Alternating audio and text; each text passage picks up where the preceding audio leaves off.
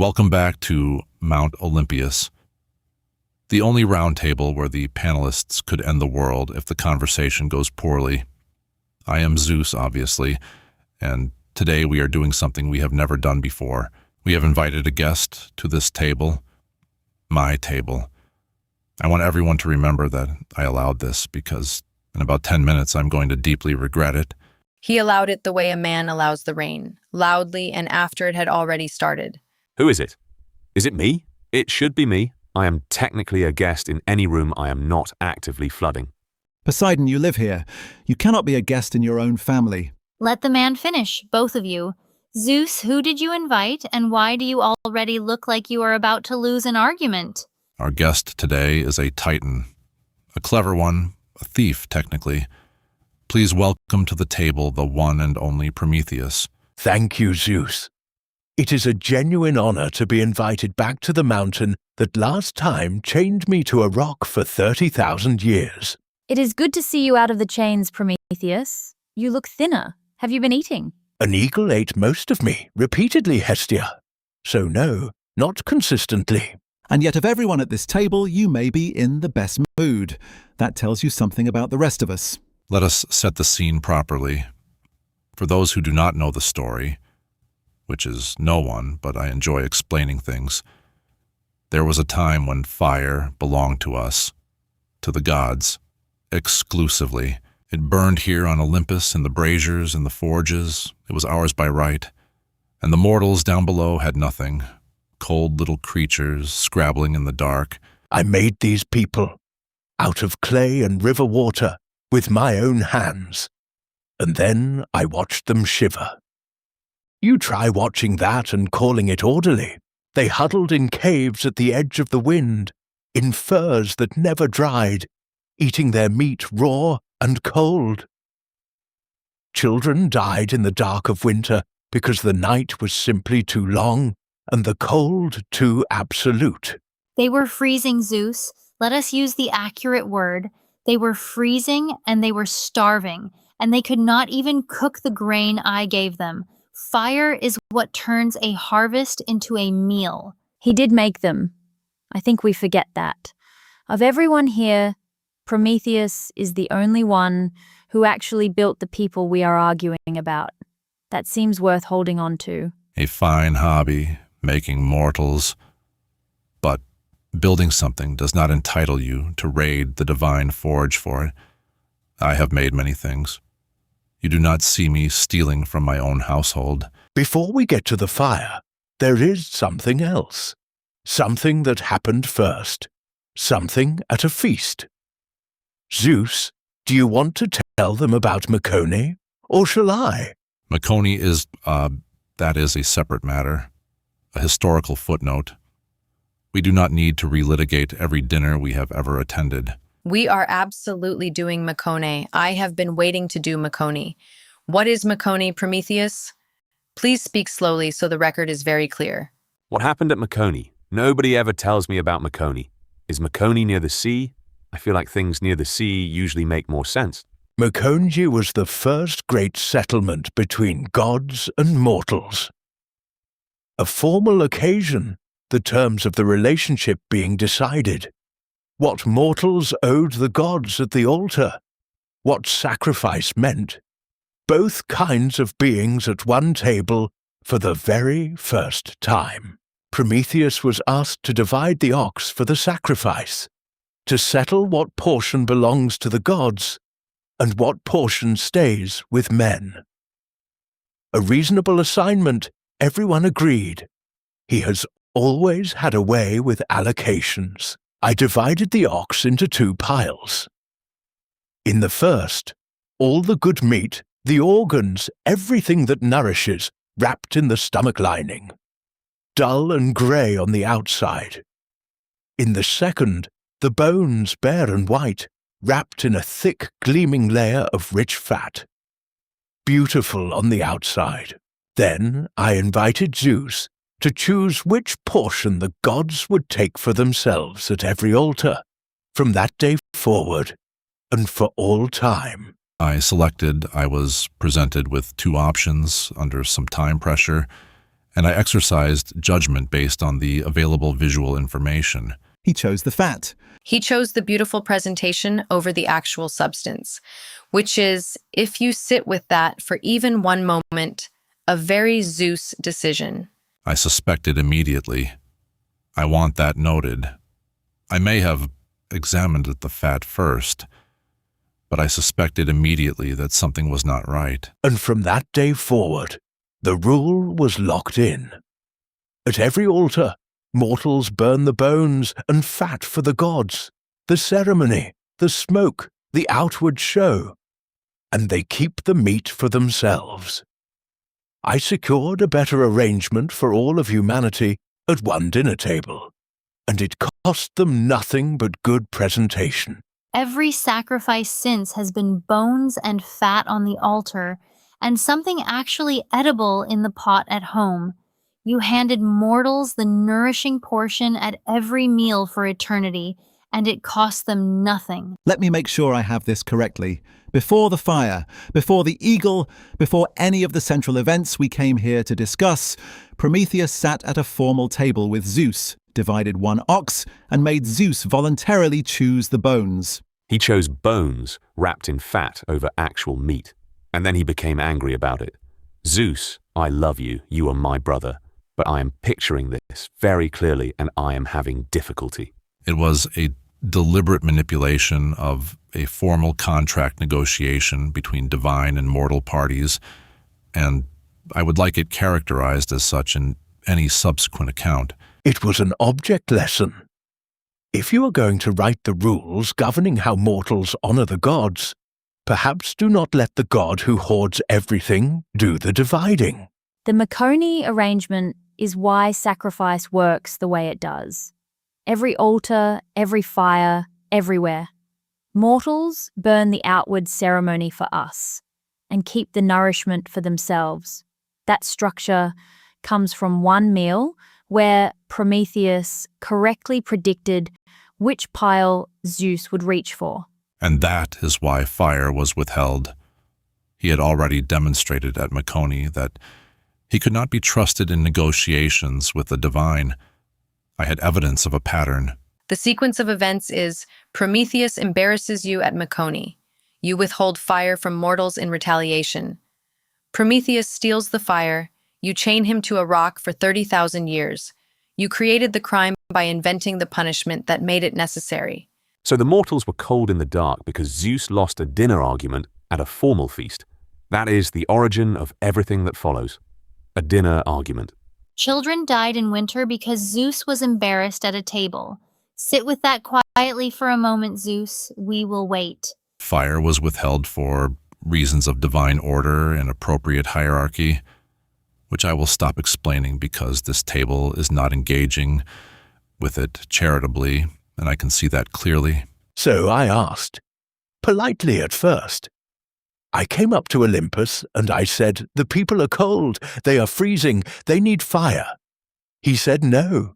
Not precisely no, more of a considered deferral. The timing was not right. There were legitimate concerns about the pace of mortal advancement. He said no. Flat no. Not in time. Not let me think. A refusal. He was afraid that if mortals had fire, they would become too much like us. That they would rise. And he was not wrong about that, which is exactly why I did it. And I was right. Look at them now. They have cities and forges and weapons and little glowing rectangles they stare at instead of praying to me. I called it before anyone else did. To be fair, Zeus, they stopped praying to me first, and I did not even do anything specific. They just sort of stopped going in the water. I take that personally. They never stopped coming to me. I have a 100% retention rate. Everyone arrives eventually. No advertising required. Let us not turn this into a discussion of who is the most remembered. We have had that one. It did not go well for the table. It went poorly because Zeus counted his own statues twice and tried to call it two separate testimonials. Those were commissioned in different centuries. They are different statues. The provenance is completely different. Prometheus, he said no. Then what did you do? Then I stopped asking. I waited until the mountain was quiet, and I went to the hearth, your hearth, Hestia, and I took a single ember. One spark, that is all it takes. I tucked it into the hollow pith of a long fennel stalk. Hollow, slow-burning, you can carry a coal in one for a full day without it dying. The mortals had taught me about their own plants. I learned that trick from them. From my hearth. You know, in all these centuries, no one has ever once said that the fire came from my hearth. It is always from the gods, as if it were simply lying around in the corridor. I am simply observing that when something is stolen, the person it was stolen from is typically mentioned at least once. I have never had a sentence in this story, not one. She has a point, and she made it without raising her voice, which is more than anyone else at this table manages on a good day. You are right, Hestia. I took it from your fire because your fire was the gentlest. It would not roar and wake the mountain. I chose you because you were kind. That was not fair to you, and I am sorry. That apology is 3,000 years overdue. Thank you. That is the first apology I have received in approximately 3,000 years, and I would like it formally noted for the record. Noted. I am noting it loudly in my heart. I do not have a pen, but I am deeply committed to this note. A man at this table apologized and meant it. Zeus, I would ask you to study the form, but I know you are already composing your defense instead of listening. I apologize constantly. I apologized to you at the last solstice, Hera. You were there. You apologized for being caught. These are different events, and I have a list. We will not go through the list today because we have a Titan here and some decorum. Enough about apologies. You carried the Ember down the mountain in the fennel stalk. What happened when you got to them? I went to the camp where I had watched the children freeze. I knelt down, and I touched the coal to their kindling. It caught. Golden and warm, the first fire they had ever made themselves. They expected warmth. What they did not expect was the light. They had never seen each other's faces in the dark before. A father held his young son up toward the flame so the boy could see his own hands. They wept. They thought I was a god. And then they could cook. Then the grain meant something.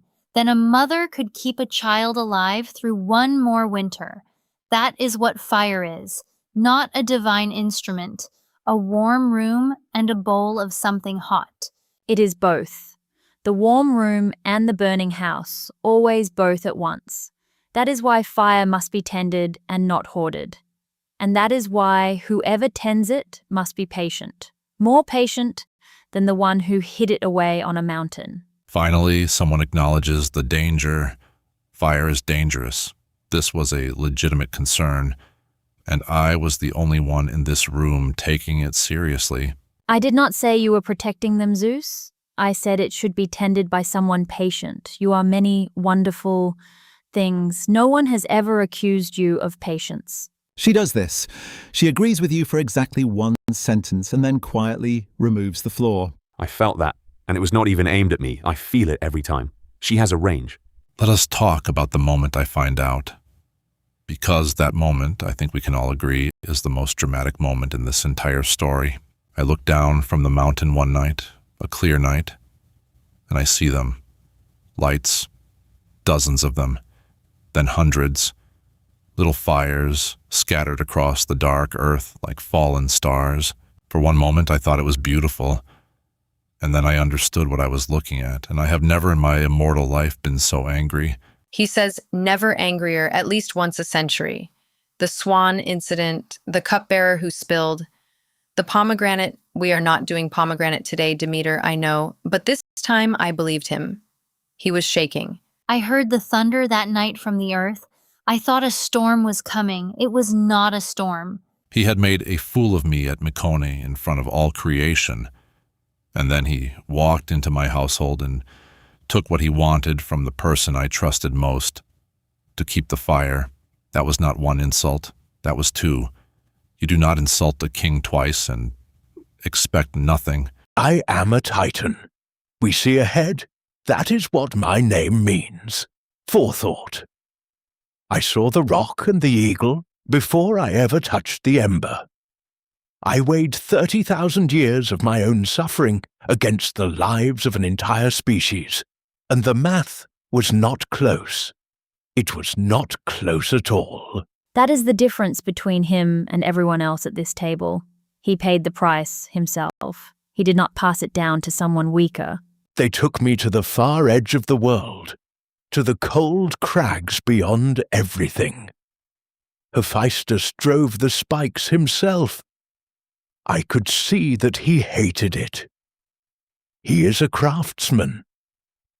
He does not love his work when the work is cruelty. Every dawn an eagle came and ate my liver. Every night it grew back, because I am immortal, so it could begin again at sunrise. 30,000 years. Same wound every morning. 30,000 mornings of the same wound. I do not think any of us truly understood that until just now, hearing it said quietly, at a table, with nowhere to look away.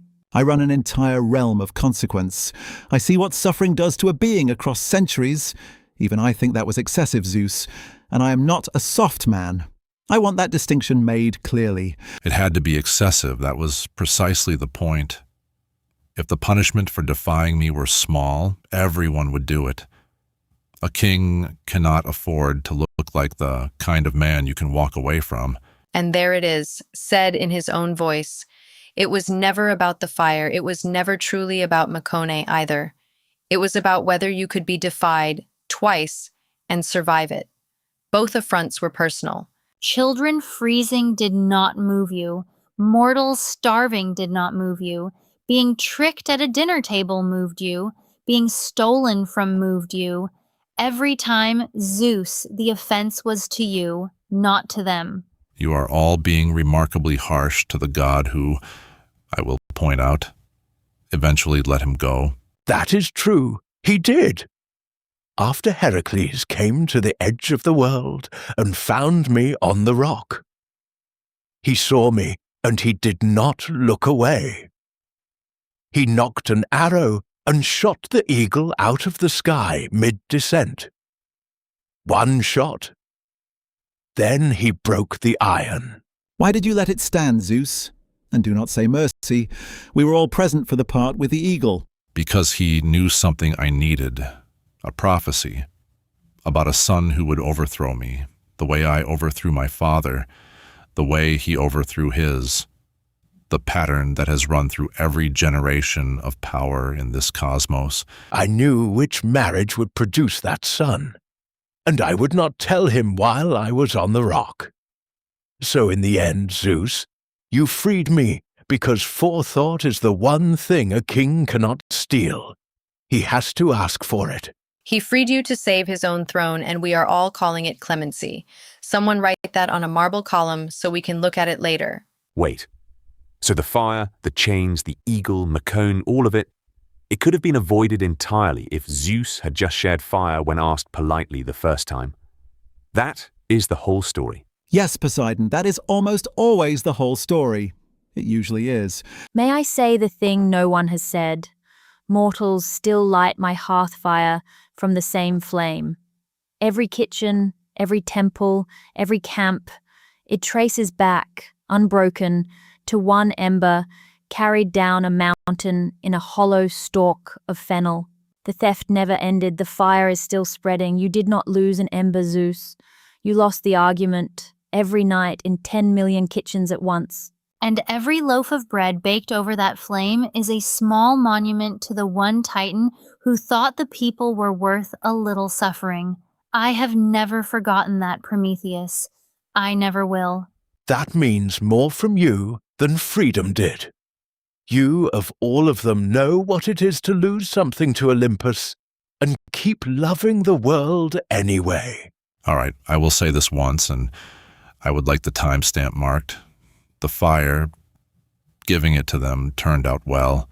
For them, I would have gotten there eventually. You got there first, and you paid for it, and that is more than I did. There. That's as far as I go. I have no receipt prepared for sincerity. Give me a moment. I need to locate a response that is not a counter-argument. Mark the calendar. Zeus admitted a Titan was right and the sky is still intact. We have learned more today than in the previous 40 conversations at this table. I came here to defend my brother and I am leaving, wanting to hug a Titan. I'm going to need some time in the sea after this. A large, open, uncomplicated sea. But you were not done, Zeus.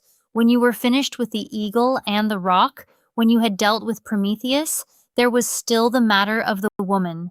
Tell them about the woman. That is an entirely separate matter, and a generous one, a gift to humanity, in fact. I created Pandora, the first woman, blessed by every god. Grace from Aphrodite, skill from Athena, speech from Hermes, beauty beyond what the world had yet seen. A genuine gift to mortal men who had fire and needed someone to share it with. And a jar, a great sealed jar given alongside her, which she was told under absolutely no circumstances to open, knowing she would. That is not a gift, Zeus. That is a trap wearing a very lovely face. I warned Prometheus, my brother. I told him specifically, do not accept any gift from Zeus. He has very compelling reasons that turn out to be bad for everyone receiving them. Prometheus listened the way Prometheus always listens. Not at all. And then with deep regret afterward. Prometheus means afterthought. His brother's name means forethought. The gods sent their gift directly to the brother whose defining characteristic is that he acts before he thinks. This is not a coincidence. And out of that jar, when Prometheus opened it... Stop. That is next episode. Every single thing that was in that jar, every sickness, every sorrow, what was at the very bottom, whether the bottom counts as kindness or one more cruelty, all of it gets its own time. I have receipts that need the full runtime. There is hope in the jar? I heard someone say hope was in there. I want to understand the hope. There is hope at the bottom of the jar, sealed in, beneath everything else that came out first. Whether that is kindness or the final punchline is a question I have significant thoughts about, and those thoughts will be aired next time, fully and at length. There was a woman, a jar, a brother who never listened, and a choice that could not be unmade. What came out changed the world. What remained in it changed things more. But Hera is right. It is its own story, and it deserves its full telling. Some gifts are not designed with the receiver in mind. We have seen that pattern before at this table. We will see it again next time. I left them hope. Whatever anyone says about the jar, whatever Hera brings next episode, I left hope at the bottom. That was my choice, and I want it acknowledged before we close. You put hope at the bottom of a container full of grief and disease, and you would like credit for it being in there at all. That is an argument I genuinely look forward to having properly. Next week. That is all the time we have for today on MountOlympius. I am Zeus. I remain technically blameless. Mecone was a learning experience, and I look forward to vindicating myself fully regarding the jar. Nothing leaves the record. The eagle, the bones, the fat, the jar, all of it stays. That is rather the point of me. Thank you. For the chair, for the apology, for the bread baked over stolen fire. It is strange to be heard by the very gods I stole from. Better strange than chained. You are welcome at my hearth any time, Prometheus. The real one, the first one. You found it once already. Knock this time. I will knock. I have learned that part, at least. Tend your fires, little mortals. Feed each other, and come back next time. There is a jar, and what was in it, and a woman who opened it, and we have not nearly finished talking. I am here, I am vast, and next week I will have more opinions. Good night from the sea that has been here the whole time and would like to be acknowledged. Be kind while you are warm. You're only here a little while, and then you are mine. No rush. Keep the flame low and steady, and keep the door open for the cold ones outside. That is the whole teaching. Good night from the hearth.